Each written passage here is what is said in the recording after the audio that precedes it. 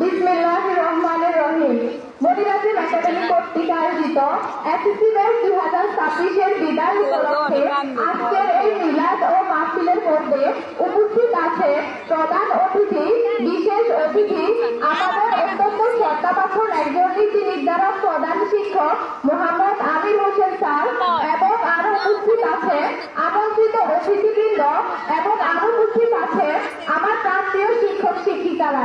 আপনাদের সকলকে জানাচ্ছি আমার পক্ষ থেকে অভিনন্দন ও সালাম। আসসালামু আলাইকুম। যেহেতু হবে বহুদূর, তাই এই ছেঁড়া বাদল, বিরহ ব্যথাদূর মনে বইছে হাসি আর কাদর। আজ ছেড়ে চলেছি এ সব মায়া আর সুশাসন, তাই এই সম্মুখে দাঁড়িয়েছি দিতে বিদায় ভাষণ।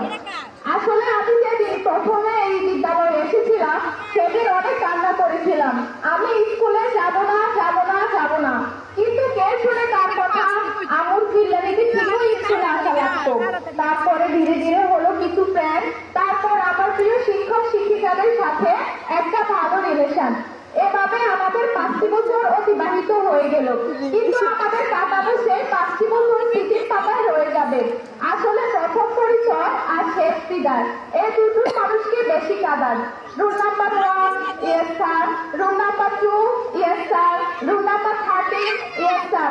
অথবা বলতে হলো হাজিরা খাতাটা করে থাকতে হয়তো স্কুলের করে, কিন্তু মনোজমা শেষ কথাগুলোতে থাকবে 5টি বছরের মায়া গেলে আপাতত কিছু মানুষের নাম।